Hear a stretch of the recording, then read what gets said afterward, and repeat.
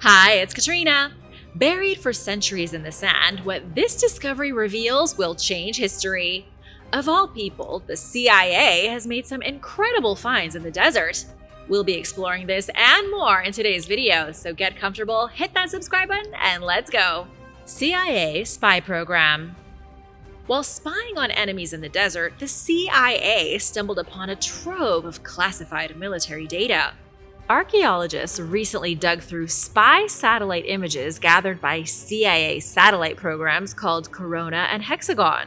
What they discovered was a bunch of massive Roman forts scattered across modern-day Syria and Iraq. These photos were taken between 1960 and 1968, initially for top-secret surveillance during the Cold War. Now they are being used to redraw the ancient borders of the Roman Empire. Who would have thought the CIA and archaeology could be so closely linked? For a long time, historians thought these forts were part of a defensive line protecting the Roman Empire from the Parthians and Sasanians, two ancient superpowers. French archaeologist Antoine Podebard was the one who originally mapped out the sites in the 1930s, thinking they were like a big Roman wall to keep enemies out. But surprise, surprise, the satellite images showed something completely different. Instead of forming a straight north-south defensive line, the forts are scattered all over the place, suggesting that they weren't built just for defense. Instead, these forts likely helped protect trade routes and travelers moving through the Fertile Crescent, which was an important area for commerce back then. You can think of these forts as ancient Roman truck stops, where goods and people could pass safely through dangerous lands. These Roman forts weren't tiny either. Some were massive, with sides stretching as long as 650 feet and multiple buildings or citadels inside. Many of these forts were in use for hundreds of years, from the height of the Roman Empire to its fall, and even into the medieval period. But unfortunately, due to modern-day conflicts, archaeologists can't explore many of these sites on the ground, making the satellite images even more valuable. These declassified Cold War satellite images turned out to be a treasure map to lost pieces of Roman history. And the best part? With more declassified images expected in the future, who knows what other ancient secrets could be hiding in plain sight? Why is ancient Egypt linked to aliens? Ancient Egypt, famous for its pyramids and mummified pharaohs, stands as one of the most fascinating times in human history. But ancient alien enthusiasts always point to Egypt as an example that the Egyptians may not have accomplished these feats entirely on their own. We've all heard the rumors. Some propose that extraterrestrial beings played a role in guiding their development, sharing knowledge of advanced technologies like pyramid construction and electricity generation. But why do people think that? Let's explore these intriguing theories and see why some believe that ancient Egypt could have been a rendezvous point for extraterrestrial visitors. The Great Pyramid of Giza is an architectural wonder that has puzzled scientists for centuries. How did ancient Egyptians move those massive blocks without modern technology like wheels or cranes? The blocks are so heavy that some theorists believe that humans couldn't have done it on their own. They needed some alien tech. There have been theories about pulley systems, floating the giant stones down the river, etc., but none of them have been 100% proven. And then there is the alignment. The pyramids line up perfectly with Orion's belt, the constellation associated with gods in ancient Egyptian mythology. Were they more advanced than we give them credit for? Is this just a coincidence? Or were the pyramids giant welcome to Earth signs for traveling extraterrestrials? Speaking of mysterious symbols, we already know the Egyptians are known for their intricate hieroglyphs, but some of them are a little too strange for comfort. There is one that looks suspiciously like a modern helicopter, another that seems to show a flying saucer, and a few depicting tall figures that could easily pass as aliens. One example comes from the Thule Papyrus, which describes Pharaoh Thutmose III seeing circles of fire in the sky. But wait, it gets even weirder. There are rumors that the famous archaeologist Sir William Petrie secretly discovered alien mummies. According to some wild tales, Petrie kept them hidden in his house in Jerusalem. These mummies had elongated skulls and big eyes, exactly like the classic gray aliens we see in sci-fi movies. The mummies, along with other mysterious artifacts, are said to have been snatched up and locked away in the Rockefeller Museum, hidden from public view. Of course, there is no solid proof of this, but the story alone is enough to make you wonder. Now let's talk technology. The Egyptians were geniuses, but did they invent electricity thousands of years before we thought it was possible? Some theorists point to the Dendera light bulb, a carving that shows what looks like a giant bulb connected to a wire as evidence, along with ancient clay pots, called the Baghdad batteries, that could have generated electricity. It's got people thinking that aliens might have shared their knowledge of energy with the Egyptians. Sure, it sounds far-fetched, but no crazier than ancient people making batteries without any need for an iPhone charger. If the pyramids weren't actually tombs, what were they? Some believe they were giant power plants or communication devices used by, you guessed it, aliens. The pyramid's design even incorporates pi and phi, two important mathematical constants. But how in the world did the Egyptians figure this out? Were they math geniuses, or simply following instructions? Even the Egyptian gods get tied into the alien theory. Ever notice how a lot of them have animal heads and human bodies? Some people think this might be the result of alien genetic experiments. Hybrid beings, perhaps? Anubis with his jackal head or Horus with his falcon face might have been products of advanced alien tech. Others believe the Egyptians themselves were descendants of aliens from Sirius or Orion. After all, some gods, like Ra, were said to have come down to Earth from the sky. Coincidence? Or were these gods actually space travelers? There's also the Turin Royal Canon, an ancient Egyptian document that states that certain gods ruled Egypt for tens of thousands of years.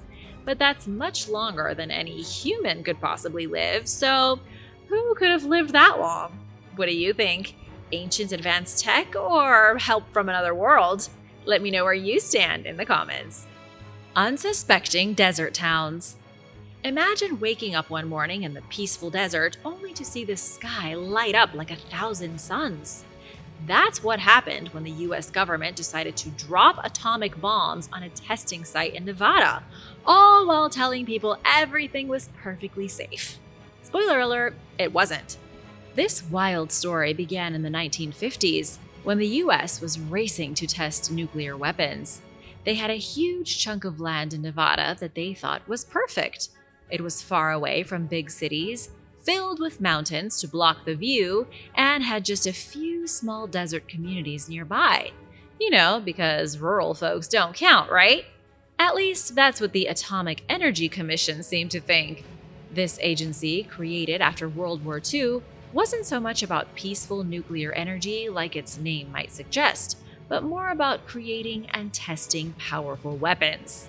Starting in 1951, the US conducted about 100 above-ground nuclear tests in this massive 1,350 square mile area, which would later be known as the Nevada Test Site. The idea was to keep America safe during the Cold War by developing weapons to stay ahead of the Soviet Union. But the real question is, who was keeping the people near the test site safe? That's where things get messy. When those bombs went off, massive clouds of radioactive dust, called fallout, would drift over the United States. It wasn't just the Nevada desert that got covered. This fallout reached as far as Arizona, Utah, and even the East Coast, depending on the wind. Sometimes rain or snow would bring it down quicker, creating random hotspots where radiation was dangerously high. Communities living downwind from these blasts, especially in Nevada, Utah, and Arizona, were the most affected. Farmers, ranchers, Native American tribes like the Western Shoshone, and just everyday people were unknowingly exposed to radioactive dust. Kids, for example, thought it was just like regular dust they see on their shelves at home. They were even writing their names in it on car windows, only to burn their fingers in the process. And then, in a moment of childhood ignorance, they licked their fingers clean. Imagine being a parent in that scenario. Sure, honey, just eat that radioactive dust. What's the worst that could happen? Those in charge knew about the dangers, but they decided to downplay it. If someone dared to ask, "Is this safe?" the response was usually something like, "What, are you a communist?" Meanwhile, in Las Vegas, things were festive. While radioactive fallout was spreading across the West, Las Vegas was booming. People flocked to the city for a front row seat to watch these nuclear explosions. The city quickly became known as Atomic City.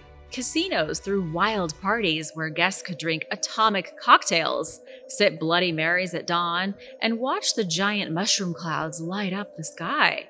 They even crowned beauty queens like Miss Atomic Blast, complete with mushroom cloud-shaped outfits. Nothing says glamour like the promise of a nuclear fallout.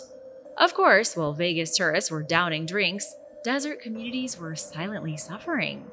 The AEC, confident in their meteorologists, believed they could control where the fallout went. But newsflash, weather doesn't always follow predictions. Radiation rained down on unsuspecting people, poisoning the land, water, and air. For years, people developed health problems, livestock died, and the land was left contaminated. But the testing continued. In fact, after they signed a treaty in 1963 to stop atmospheric testing, the government kept going underground, with over 900 more tests until 1992. If this sounds a bit reckless, that's because it was. Even the animals and plants in the area didn't stand a chance. But somehow, the AEC didn't see this as a problem. In their eyes, the area was a low-use segment of the population. Because who cares about the desert, plants, animals, and people living there, right? Eventually, though, people caught on to just how bad things were. Lawsuits were filed, and downwinders, or those exposed to radiation, began to speak out. Public awareness grew, especially after the Cold War ended, and in 1996, the US finally signed the Comprehensive Nuclear Test Ban Treaty, which brought an end to all nuclear testing. Were you aware of this story before watching this video? Let me know down below. And now for a quick break, because it's shout-out time! I want to give a big thank you to Mike Washir and Charlene Jones for the nice comments. We appreciate you! If you are new here, be sure to hit that subscribe button if you haven't already for more videos like this. Ancient Ganja. Just how long have people been smoking marijuana? You might be surprised. In 2008, archaeologists uncovered the world's oldest stash of weed in a tomb from the Yanghai burial grounds in the Gobi Desert. A team led by Hong and Jiang found nearly 2 pounds of dried marijuana, still green and untouched after 2,700 years. I know you're wondering, did the researchers light it up? No, they didn't. They wouldn't have gotten a buzz anyways. Time hasn't been kind, and the marijuana has long since lost its potency. Sorry. So who was this ancient cannabis connoisseur? The stash was buried alongside a 35-year-old Caucasian shaman with blue eyes. Talk about a cool afterlife starter kit. He had everything he needed: his weed, a harp, and even some horse bridles. Archaeologists believe that the cannabis wasn't just for fun. It contained THC, the chemical responsible for the psychoactive effects, which suggests it was likely used for religious ceremonies or healing purposes. He wasn't making hemp clothes or rope. He was more likely vibing with the universe. Now, here's where things get even more interesting. At first, scientists didn't even realize it was marijuana. They thought they had stumbled upon coriander, but boy, were they wrong. After sending the plant to a secret lab in England, they did a bunch of tests, including carbon dating and genetic analysis. The results? It was definitely marijuana, making it the oldest documented use of cannabis as a pharmacologically active agent. The shaman's weed was preserved thanks to the desert's dry conditions and alkaline soil, which acted like a natural time capsule. Even though it no longer had that classic marijuana smell, the plant still looked remarkably fresh for being nearly 3 millennia old. Sadly, they couldn't figure out whether the cannabis was smoked or eaten, as there were no pipes or clues left behind in the tomb. But don't worry, ancient people weren't clueless. They likely inhaled cannabis smoke by tossing it onto fires. This isn't the only time traces of marijuana have been found in ancient graves either. Civilizations across the world used cannabis, only back then it was mostly used for medicine. Still, stories like this, including the legendary Greek historian Herodotus describing the Scythians getting high off cannabis smoke, shows that some people were onto its mind-altering effects early on. The Mystery of Lalibela. People say that angels helped build 11 churches in the city of Lalibela in Ethiopia. Could that be true? Listen to this and let me know what you think in the comments. These churches weren't built with your typical bricks and mortar. They were literally carved out of solid rock, like giant sculptures smack in the middle of a barren landscape. Some of these churches are built into cliffs, but the most impressive ones are monoliths, meaning they were carved from one giant piece of stone. How? Well, that's the mystery. According to rumors, angels assisted in the construction of these mysterious churches. Legend has it that King Lalibela, after a poisoning attempt by his jealous brother, fell into a deep sleep for 3 days. During that time, his soul was whisked away to heaven by an angel, who showed him the divine blueprint for the churches. When King Lalibela woke up, he got to work. With the help of angels, he and his workers built the entire complex in just 24 years. Can you believe that? Other, more modern cathedrals have taken over 200 years. How did they do it? They may have cut out blocks of stone by digging trenches, using heat and water to crack the rock, but even with these techniques, it seems nearly impossible. I mean, how did they lift the stones out of deep trenches? Where did all the rubble go? How did they feed all the workers? Historians can't make any sense of it, but locals stick to their angelic explanation. And honestly, when you hear about the sheer scale of the operation, the angel theory doesn't seem that far-fetched. Lalibela's churches are an engineering mystery. They are also deeply tied to the Coptic faith. Pilgrims travel miles on foot to visit them, despite the rough terrain and the dry climate. Inside the churches, priests guard sacred relics, and monks live in the caves, praying in silence. The most famous church in Lalibela is the Church of St. George, which is shaped like a perfect cross. According to legend, St. George himself showed up to oversee the construction, leaving hoofprints from his horse as proof. The Valley of Whales. 2.5 hours from Cairo is a mysterious graveyard filled with whale skeletons. It's known as Wadi Hitan, or the Valley of the Whales. But why are there whales in the desert? That's exactly what makes this place so mind-blowing. A vast sun-bleached graveyard of whale bones sprawls across the desert landscape, their ghostly silhouettes etched into the sand. The sheer number of skeletons is staggering, a testament to the ancient ocean that once thrived here. Wadi Hitan is home to the fossilized remains of about 1,000 whales. Some of these skeletons are still perfectly intact, just lying there. It's one of the world's most impressive fossil sites, giving us a peek into a time when this now sandy desert was once covered by a shallow ocean, the Tethys Sea. Egyptian paleontologist Abdullah Gohar, who grew up hearing stories of this place, has made it his mission to bring these ancient creatures back to life. Well, in the form of fossils, of course. Wadi Hitan's fossils are so well preserved that scientists can even see what some of the whales had for their last meal. Millions of years ago, climate change dried up the ocean that once covered the area. Over time, the landscape shifted from ocean to forest to the desert we see now. Wadi Hitan is like a time machine, preserving the evolution of whales as they transitioned from land animals to the massive ocean dwellers we know today. In fact, scientists call whales the poster children for evolution because their transformation from land to sea happened so quickly, in just 10 to 12 million years. Nabta Playa. What if the cradle of civilization wasn't along the Nile, but in the scorching sands of the Sahara? Nabta Playa, located in the Sahara Desert, is an ancient site with some major bragging rights. It's home to the world's oldest known stone circle. Think Stonehenge, but older, by a couple of thousand years. This incredible site was built over 7,000 years ago and may be the world's first astronomical observatory. It was likely created by nomadic cattle herders who needed to keep track of the seasons to survive. It even lines up with the stars. Specifically, it helped mark the summer solstice, which signaled the arrival of the annual monsoons. So overall, it was pretty useful. But how did this ancient calendar come to be discovered in the middle of nowhere? Back in the 1960s, Egypt was planning a big dam project along the Nile, and UNESCO swooped in to help relocate and study important archaeological sites before they were flooded.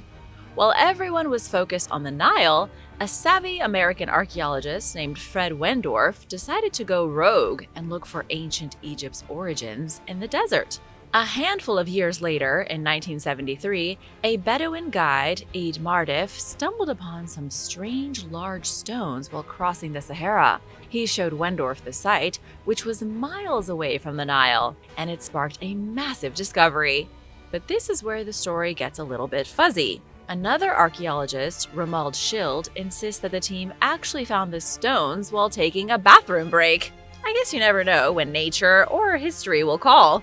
At first, Wendorf thought the stones were just natural formations, but after many visits and excavations, he realized that the site used to be a lake bed, meaning that natural rocks wouldn't have survived there. By the early 1990s, Wendorf and his team had uncovered a full stone circle, which left them quite confused. Why was it there, and what did it mean? That's when they called in the big guns, J. McKim Malville, an expert in archaeoastronomy. Malville had his own aha moment while sitting among the stones. He figured out that the stones weren't just randomly placed, they were part of an alignment that radiated out from a burial mound, like the spokes of a wheel. The circle even lined up with important stars like Arcturus, Sirius, and Alpha Centauri.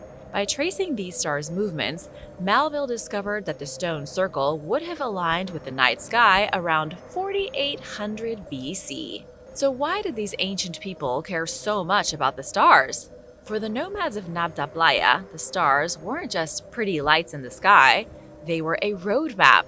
The people who lived there used the stars to navigate across the Sahara, just like ancient sailors used the stars to navigate the oceans. When the stars lined up just right, it meant the summer rains were coming, and the desert would briefly become a lush oasis. But around 300 BC, the Sahara started to dry out again, and the people of Nabta Playa had to move on. Some archaeologists believe they may have migrated into Egypt, just as the first pharaohs were rising to power. Could these stargazing cattle herders have helped spark the rise of one of the world's greatest civilizations? Some scholars think so, and they even point to Egypt's cow goddess, Hathor, as a clue to this possible connection. Mummified animals. There are ancient catacombs in Egypt not filled with treasures or pharaohs, but with millions of dogs. That's right, 8 million mummified animals, most of them dogs, were discovered in the catacombs of Anubis, the jackal-headed god of death. These mummified pups weren't just family friends, they had a much bigger job. Ancient Egyptians believed dogs would guide their owners to the afterlife, where they would help smooth things over with Anubis. Sounds like an awful lot of pressure for a dog. Researchers from Cardiff University, led by Paul Nicholson, were blown away by the discovery. They knew Egyptians had a thing for animal cults, but the sheer number of animals found in the catacombs of Saqqara, located near Egypt's ancient capital Memphis, took them by surprise. They found the remains of puppies, grown dogs, jackals, foxes, cats, falcons, and even mongoose. But the dogs made up 92% of the animal remains. So clearly these Egyptians had one serious dog-loving community. And of course they did. Egyptians worshipped Anubis, who had the body of a man and the head of a dog or a jackal. People believed that mummifying a dog and offering it up to Anubis would gain them favor in the afterlife. Maybe the idea was that these loyal creatures would whisper into Anubis's ear and say, "Hey, will you help my owner out?" It wasn't a gruesome ritual, it was more about respect and religion. These dogs weren't always someone's pet. Some were bred specifically for this purpose. How sad. It might sound odd, but to the Egyptians, it was a way to get closer to their gods. And it wasn't just dogs. You know, Egyptians had a thing for mummifying all kinds of animals, but dogs were especially linked to Anubis. Nicholson and his team are still studying the remains to learn more about the relationship between the Egyptians and their furry friends. Why so many? And what was the significance?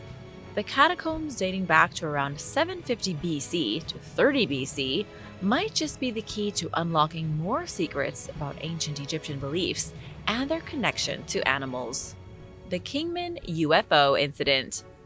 In the spring of 1953, something strange happened in the skies above Kingman, Arizona. While the Atomic Energy Commission was setting off huge explosions at the Nevada test site, people in Arizona were watching 8 flying saucer-shaped crafts zooming around like they were in an epic space battle.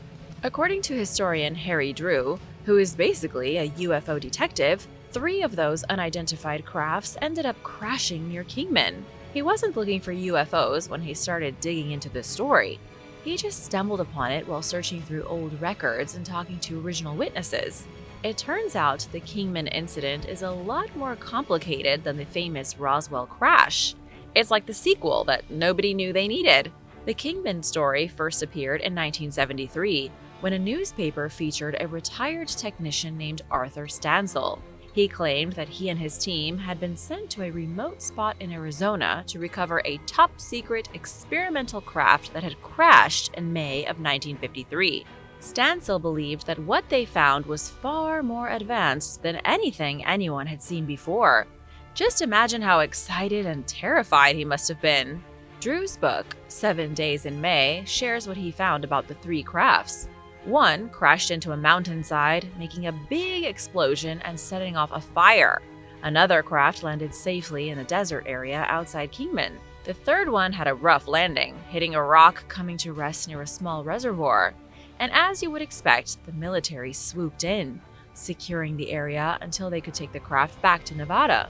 As for the speculation surrounding the cause of these crashes, some UFO enthusiasts have linked them to the nuclear tests. But Drew thinks the real culprit was a powerful experimental radar site near Kingman, which was shooting out high-energy microwave radiation. It's like those radars were the annoying neighbor blasting music, only this time it sent UFOs tumbling from the sky. Drew has documented all this, claiming that one of the crafts was found intact, with no scratches at all. He even found military food cans from 1953 near the crash site, proving that the military was definitely hanging around. It's a wild story full of twists, turns, and yes, a dash of conspiracy. But who knows what really happened that day? Just remember, if you hear a strange noise in the sky, maybe it's time to look up. You might just see something you'll never forget. The abandoned Nabatean city. Lost in the heart of the desert, Madain Saleh whispers tales of a bygone era. This ancient Nabatean city, once a bustling metropolis, now stands as a haunting testament to a civilization lost to time. Way back around 800 BC, an Arab tribe called the Thamuds settled here. According to the Quran, the Thamuds were pagans, and they didn't listen when the Prophet Salih warned them to change their ways. The result? They were destroyed, leaving behind a desolate city. Fast forward to the 1st century BC and the Nabateans show up. You remember them. They built the famous city of Petra in Jordan. These guys weren't just wandering nomads anymore. They turned Madain Saleh, which they called Hegra, into a bustling trade hub. They had spices, incense, and riches flowing through the city. They even figured out how to collect rainwater in the middle of the desert to make their farms thrive. Madain Saleh became the 2nd most important city in the Nabatean kingdom. But in 106 AD, the Romans showed up, took over, and changed the game. As trade routes shifted, the once glorious city slowly declined. By the early Islamic period, it was almost empty, and later it became nothing more than a pit stop for pilgrims heading to Mecca. Even though the city was abandoned by the Middle Ages, its incredible ruins remained. Spread over 8 miles are more than 130 tombs, many carved into sandstone cliffs, decorated with Nabatean script, and some even with Latin inscriptions. These tombs tell the stories of ancient soldiers, merchants, and aristocrats who lived during the city's heyday. Today, Madain Saleh is one of Saudi Arabia's best-kept secrets. The dry desert climate has kept it beautifully preserved, and while it is a bit of a trek to get there, the journey might be worth it. If you're looking for an adventure, definitely head out and check out these ruins. Surprise from Mars. In an exciting discovery, scientists found a Martian meteorite in northern Africa that suggests Mars was habitable much later than we thought, 20 to 30 million years later. The meteorite, called NWA 7034 and nicknamed Black Beauty, was discovered in the Western Sahara in 2011. Researchers at Curtin University in Australia studied this rare rock sample and found something surprising. Within the meteorite, they discovered zircon grains that showed signs of damage from big asteroid impacts. This zircon grain was essentially a time capsule, revealing secrets from 4.45 billion years ago. Morgan Cox, a PhD candidate at Curtin's Space Science and Technology Center, described the grain as a unique gift from Mars. The damage found in the crystal structure is something we've only seen in Earth rocks from massive asteroid impacts, like the one that wiped out the dinosaurs. Who knew Mars had its own cosmic drama? The shock damage in the zircon indicates that Mars was bombarded by large asteroids much later than previously thought. Before this, researchers thought the heavy bombardment on Mars ended around 4.48 billion years ago, meaning the planet might have been calm for a while. But with these findings, it turns out the asteroid strikes continued, possibly affecting the chances of life developing on the planet. So what does this mean for Martian habitability? It suggests that the window for life on Mars may have been open much longer. This aligns with evidence of liquid water on the planet about 3.9 to 3.7 billion years ago. Sarah Motagian, a space and planetary science researcher, was also impressed by these findings. She said that this is the first time a shocked zircon from another planet has been found. She noted that understanding these impacts helps scientists pinpoint when life could have emerged on Mars, if life existed on the red planet at all. What do you think? Let me know in the comments below.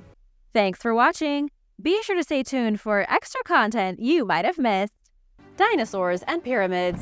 Hold on to your hats because we have a new theory about the pyramids. A team of archaeologists from the University of Cairo have allegedly discovered proof that the ancient Egyptians lived alongside dinosaurs. The evidence comes in the form of an ancient papyrus and some stone pallets from 3500 BC. The papyrus was allegedly written by individuals who had participated in the construction of the Pyramid of Khufu, the biggest pyramid of Giza. In this document from thousands of years ago, the builders described beastly creatures of preposterous size. Archaeologist Nabir ibn al-Samud says the beasts mentioned in the text were most likely dinosaurs. Then there are the 26 stone pallets covered in hieroglyphic writing and carved with images of mysterious monsters. These stone artifacts were allegedly discovered in a cave just outside Cairo. The cave had been a sort of storage depot about 4,600 years ago. The stone carvings show people building the pyramids using the help of massive beasts, which can be seen with leashes around their necks. It's a pretty big stretch to think ancient Egyptians tamed dinosaurs that had gone extinct many millions of years earlier. Still, there are plenty of conspiracy theorists who believe images like these are evidence of great prehistoric behemoths assisting the Egyptians. The dinosaurs, which some say were brontosaurus, like dinosaurs with the long necks, helped move the giant stones they needed to build their greatest monuments. What do you think? Let me know in the comments below. The Odessa Catacomb Labyrinth. The twisting and turning catacomb labyrinth underneath Odessa in Ukraine has some dark and mysterious secrets. Odessa is one of the most beautiful destinations in all of Ukraine, known to Europeans as the Pearl of the Black Sea, but it's underneath the city where things get really interesting. The Odessa Catacomb Labyrinth is accessible through an unassuming garage on the side of a road. Within the garage is a gateway that leads down into one of the biggest urban labyrinths anywhere in the world. It's over 2,000 kilometers of tunnels reaching depths of about 60 meters. It's a vast underground city with at least 1,000 entrances spread throughout Odessa. It makes the catacombs of Rome and Paris look small in comparison. The labyrinth is spread over 3 levels, and not all of it is connected. There are caves, abandoned mining quarries, creepy tunnels, and forgotten World War II bunkers. It's believed construction began around the time Odessa was founded in the 18th century. The catacombs are so confusing to explore that not every last nook and cranny has been documented. It is a literal underground maze where bodies have been found, underground lakes, and strange writings on the walls that look like they may have been put there by some secret cult. Humans from outer space. There is a theory going around that humans actually came from outer space. There are some scientists out there, and plenty of people too, who really do believe humans didn't evolve on this planet. Instead, humanity was brought here from somewhere else, dropped off like an unwanted baby. While this may sound a bit crazy, or a lot crazy, there are some interesting facts that more or less make the theory somewhat believable. For example, scientists already know that humans are made up of space dust. Stars way out in the universe that go supernova and explode shoot the building blocks of life across vast distances. These supernovas create pretty much all the elements on the periodic table, including the ones that make up our bodies. We are literally made from elements birthed during the explosion of a supernova. Another crazy theory that recently made itself into the mainstream is one that says life originated on Mars. A certain mineral was found in Martian meteorites, which scientists say could have been the missing ingredient that led to human life. According to American ecologist Dr. Ellis Silver, we didn't evolve here.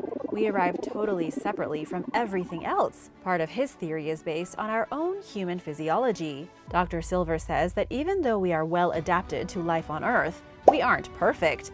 We are the only species that requires clothing so that we don't freeze in the winter. We can't stand out in the sun like other animals or we'll burn. Plus, we're plagued by chronic illnesses unlike any other living animal. Then there's the fact that human babies have heads so big that women have a tough time giving birth, which proved frequently fatal to the mother, child, or both in earlier eras. This is something most animals don't have to deal with and feels like a wrong step in the evolutionary path. Then there are the extra 223 genes not found in any species, which scientists are still totally baffled by.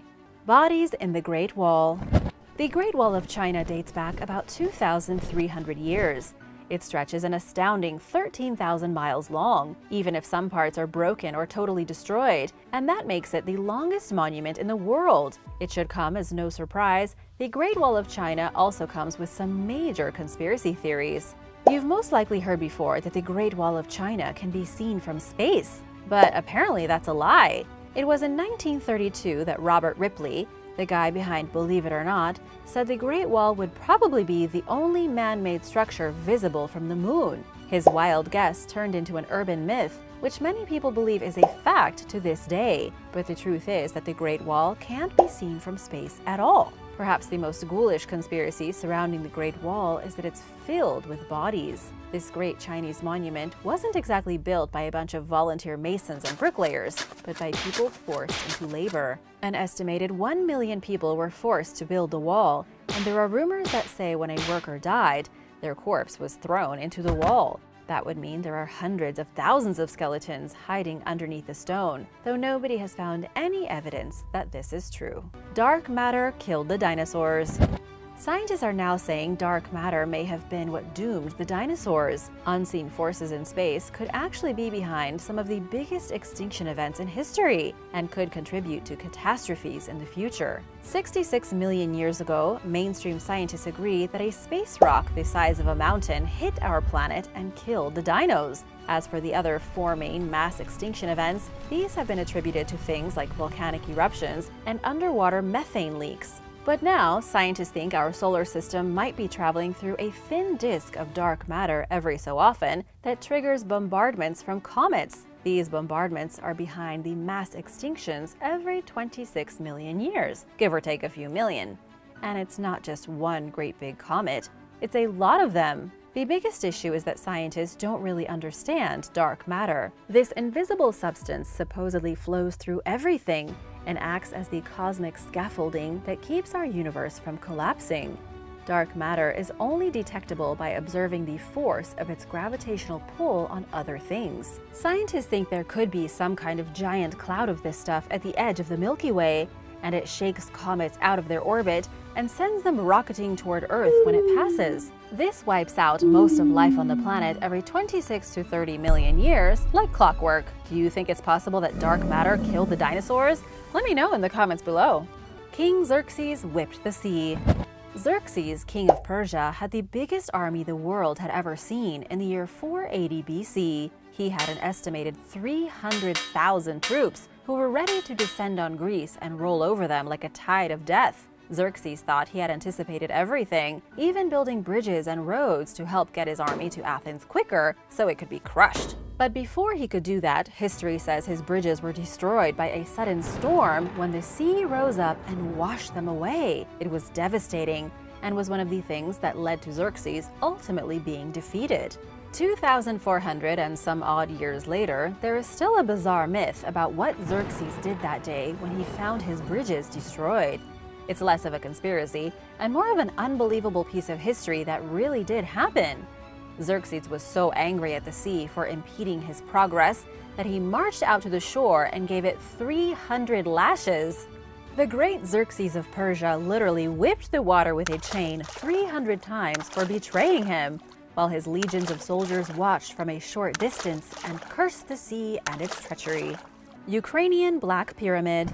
The mysterious Black Pyramid of Ukraine is supposedly the oldest in the world. There are some people out there who believe the Russians actually started war with Ukraine just to get their hands on this monument. There are pretty much no official reports about it, so nothing has been confirmed by mainstream scientists. But the unofficial reports say that an expert by the name of Vitaly Go discovered the Black Pyramid buried underground.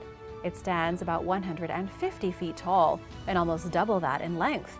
There are no pictures of the pyramid, and scientists are supposedly having some unknown difficulty getting close enough to study it. This is major conspiracy theory stuff, with people reporting nearly 40 similar pyramids buried throughout Crimea. We don't know what they could have been used for, or why they are so important, but supposedly they are there. To make things even stranger, in 2006, archaeologists did officially find a pyramid structure older than those in Egypt. According to a report from The Guardian, it dates back to the early Bronze Age and was built by a group of sun-worshipping humans. It was the very first pyramid of its kind to be found in Europe, but weirdly enough, after it was first discovered, there was pretty much no more mention of it, as if archaeologists were told to ignore it and leave the site alone. The Labyrinth of Ammat III. The Labyrinth of Ammat III is a mysterious labyrinth, an urban legend, and a conspiracy theory of its own. The labyrinth is said to have been one of the greatest engineering achievements in all of ancient Egypt, and yet its function and even existence is still disputed by historians. Ancient Egyptian records say the maze was built during the 12th dynasty by Pharaoh Amenemhat III in the Fayum Oasis. The ancient city of Fayum, originally called Shedit in Egyptian, is said to be the oldest out of all the cities in Egypt, dating back to around 2686 BC. It was here where extensive irrigation networks were built, huge agricultural projects to channel the power of the Nile, and so the city of Fayum was built, and underneath it a temple in the form of a mysterious labyrinth. The labyrinth was dedicated to the crocodile-headed god Sobek. Depending on who you ask, the labyrinth either truly existed or is just a fairy tale. The issue is that there are many different references to it in ancient Egyptian scripts, but little in the way of physical evidence. Historians of the day described a massive underground maze of rooms and chambers, anywhere between 1,500 and 3,000. There were actual crocodiles kept in the maze, which the priests believed to be the incarnation of their god. There have been ruins discovered in the Fayum Oasis that appear to be that of a buried temple labyrinth. The issue is that the ruins are scant and poorly studied. It's almost as if archaeologists are staying away from it. Nobody knows how big this mysterious underground temple complex was, if it did have 3,000 rooms and was an immense labyrinth, or what. It's just lacking the study needed to definitively give answers one way or the other. Labyrinth at Chartres Cathedral. The labyrinth at Chartres Cathedral in France is one of the most recognizable in the world. It's not a huge labyrinth complex or an underground catacomb of twisting corridors, but a simple pattern set into the floor stones of the famous cathedral. This labyrinth, even if it is only two-dimensional, is shrouded in myth and mystery. Some believe the pattern on the floor is meant to be a representation of each pilgrim's spiritual quest as they travel to the Holy Land, and in fact, there are other similar labyrinth patterns all throughout Europe, most of them dated to around the 12th century. The labyrinth at Chartres is only about 42 feet in diameter and was supposedly once decorated with the image of a minotaur at its center. Even more mysterious is that nobody really knows when the labyrinth was originally constructed. It may have been the 13th century, but no documents have ever been found to confirm this. There is also little known about who built it. Back in 2001, investigators claimed the center of the labyrinth was directly over a memorial tomb, though after a lot of digging, no bodies were ever found. Stone Age Ritual Labyrinth. Recent excavations in Denmark have revealed a mysterious ancient labyrinth older than any other. It goes all the way back to the Stone Age, built in the Neolithic era, anywhere between 5,000 and 4,000 years ago. Researchers discovered a series of ancient fences in an area about the size of 2 football fields. These fences were found one inside the other, looking like some kind of mysterious labyrinth. Because they are so old, it is difficult for researchers to really see what the pattern was, but the structure was clearly a type of maze. It had high walls and winding passages that would have made it easy to get lost while moving through it. Archaeologist Pernille Sloth told Science Nordic that whatever this structure was, it probably functioned as a very real labyrinth. However, he did admit that his team hasn't found any concrete evidence to say what was happening here. They found only flint tools, ancient human waste, ceramic fragments, and of course the ruins of the labyrinth walls. They believe it might have been some kind of gathering area. It could have been a place where Stone Age people were forced to find their way through the labyrinth to its core, where they then performed unknown rituals. Thanks for watching! What's your favorite weird or bizarre history fact? Let me know in the comments below, and be sure to subscribe if you haven't already. See you in the next video. Bye!